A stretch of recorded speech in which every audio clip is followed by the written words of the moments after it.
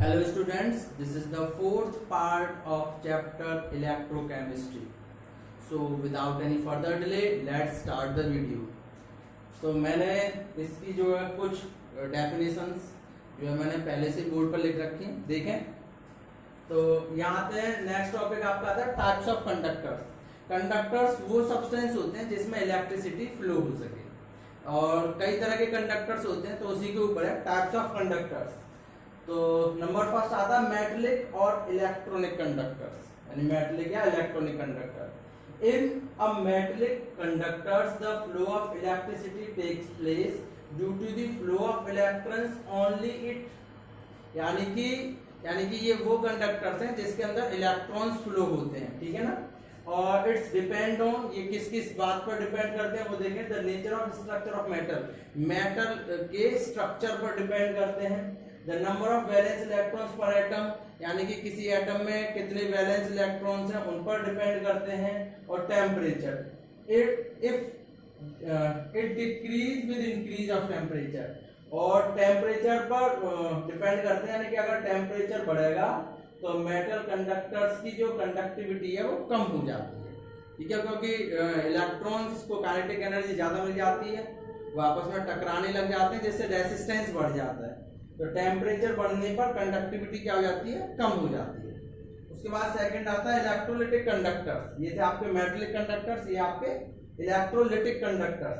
In electrolytic conductors the flow of electricity takes place due to the flow of ions, ठीक है ना, यानी कि आयंस के फ्लो होने से जो इलेक्ट्रिसिटी जनरेट होती है उसे हम बोलते हैं electrolytic conductors.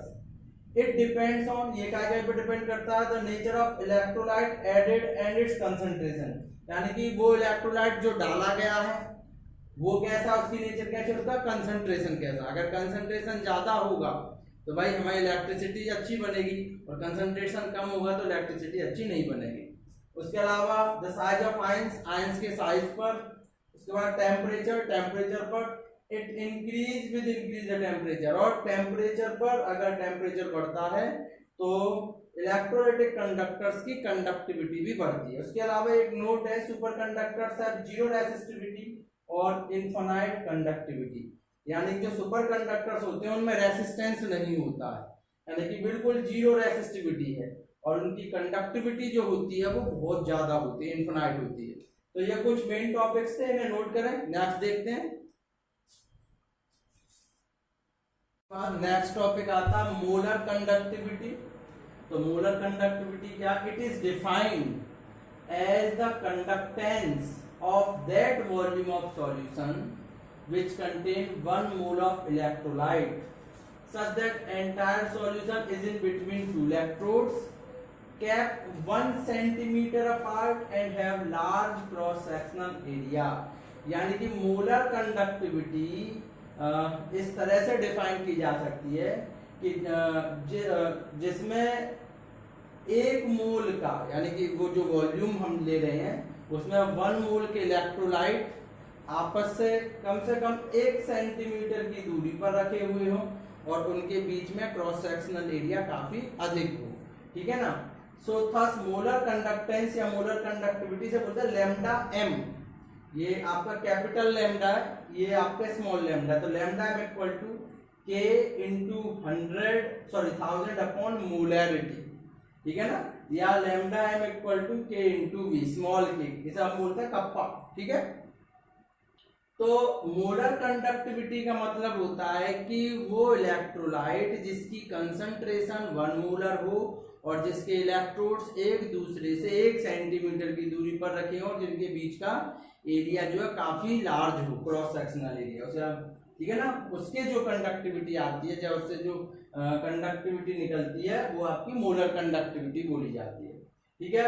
It increase with decrease in concentration, ये बढ़ती है अगर जो इलेक्ट्रोलाइट है उनका कंसंट्रेशन कम हो रहा हो, और इंक्रीज ऑन डाइल्यूशन, और अगर इलेक्ट्रोलाइट्स का जो डाइल्यूटेड है, सॉल्यूशन जो है वो डाइल्यूटेड है, तो मोलर कंडक्टिविटी बढ़ेगी, और अगर ये कंसंट्रेटेड है तो मोलर कंडक्टिविटी कम होगी। इसकी ऐसा यूनिट है siemens metre square mole inverse, और siemens centimetre square mole inverse. उसके अलावा अगर अगर कंसंट्रेशन जीरो हो जाए, यानी कि मोलैरिटी जो लिख रहे हैं वो अगर जीरो हो जाए, तो lambda m equal to lambda m naught. That means when concentration approaches zero, then molar conductivity convert into limiting molar conductivity. तो जो मोलर कंडक्टिविटी जो है उसे हम वो कन्वर्ट हो जाती है लिमिटिंग मोलर कंडक्टिविटी में अगर कंसंट्रेशन लगभग जीरो हो जाए, यानी कि बहुत ज्यादा डाइल्यूटेड हो जाए सब्सटेंस। उसके बाद the variation in lambda m for strong and weak electrolytes, यानी कि स्ट्रॉन्ग और वीक इलेक्ट्रोलाइट्स के बीच में अगर ग्राफ खींचा जाए मोलर कंडक्टिविटी के टर्म्स में, तो ये हमारे पास में है मोलर कंडक्टिविटी लैम्डा m, ये तो हमारे पास में है मोलर कंडक्टिविटी लैम्डा m, और ये कंसंट्रेशन की पावर 1/2। तो आप देखोगे कि जो वीक इलेक्ट्रोलाइट्स हैं उनमें जो डाइल्यूशन होने पर मोलर कंडक्टिविटी, जैसे आप डाइल्यूट होते जाओगे मोलर कंडक्टिविटी तेजी से बढ़ती है, और जबकि स्ट्रॉन्ग इलेक्ट्रोलाइट्स में उतनी तेजी से मोलर कंडक्टिविटी नहीं बढ़ती है। तो ये ग्राफ दे रखा है इसे, ठीक है, तो इसे नोट करें। इससे नेक्स्ट टॉपिक देखते हैं। उसके बाद में नेक्स्ट टॉपिक तो जो हमने अभी ग्राफ बनाया था उसमें हमने वीक और स्ट्रॉन्ग इलेक्ट्रोलाइट्स लिए थे, उसी के लिए for strong electrolytes molar conductivity increase slowly with dilution. तो हमने KCl का जो ग्राफ देखा था वो देखा था कि वो बहुत ही धीमे धीमे से जो बढ़ रहा था, and can be represented by equation lambda m equal to lambda m naught minus AC की पावर 1/2। तो उस जो ग्राफ के थ्रू इंक्रीजमेंट हो रही थी उसे हम इस इक्वेशन से निकाल सकते हैं कि कितनी इंक्रीजमेंट है, उसकी मोलर कंडक्टिविटी कितनी है, उसकी लिमिटिंग मोलर कंडक्टिविटी कितनी है, वो इस इक्वेशन से हम निकाल सकते हैं। This equation is called Debye Huckel Onsager equation. इस इक्वेशन को हम बोलते हैं डेबे-हकल-ओसेंगर इक्वेशन। उसके बाद नेक्स्ट टॉपिक आता है कोहलार्च लॉ। इंपोर्टेंट लॉ है, इसका न्यूमेरिकल आते हैं, है क्या? This law state that limiting molar conductivity of an electrolyte can be represented as the sum of individual contribution of anions and cations of the electrolyte। यानी कि लिमिटिंग मोलर कंडक्टिविटी किसी भी स्ट्रॉन्ग या weak electrolyte की हम निकाल सकते हैं with the help of the sum, जोड़कर इंडिविजुअल कंट्रीब्यूशन ऑफ एनाइंस और कैटाइंस, जितने उसमें एनाइंस और कैटाइंस हैं उन्हें जोड़कर, ठीक है ना। वेयर अब ये इक्वेशन दे रखी है lambda m naught equal to v positive lambda positive naught plus v negative lambda negative naught. यहाँ पर लैम्डा पॉजिटिव नॉट और lambda negative naught are limiting molar conductivities है, and v positive and v negative are the number of cations and anions, कितने cations और कितने anions टूटे हैं, dissociate हुए, उस पर है। उसके बाद एप्लीकेशन ऑफ कोहलार्च लॉ, क्या क्या यूजेस हैं कोहलार्च लॉ के? पहला, molar conductivity of weak electrolytes at infinite dilution can be calculated, यानी कि वो वीक इलेक्ट्रोलाइट्स जिनकी इनफिनिट डाइल्यूशन दे रखी हो उसकी मोलर कंडक्टिविटी हम कोहलार्च लॉ के थ्रू निकाल सकते हैं। दूसरा, degree of dissociation of weak electrolytes also calculated by it, degree of dissociation भी हम कोहलार्च लॉ के थ्रू निकाल सकते हैं। डिसोसिएशन कांस्टेंट के आल्सो कैलकुलेटेड बाय इट, और डिसोसिएशन कांस्टेंट भी हम कोहलार्च लॉ के थ्रू निकाल सकते हैं। तो ये इंपॉर्टेंट है, इससे न्यूमेरिकल भी काफी आते हैं, तो आज आप इसे नोट करें, ये काफी इंपॉर्टेंट टॉपिक कराया आज हमने।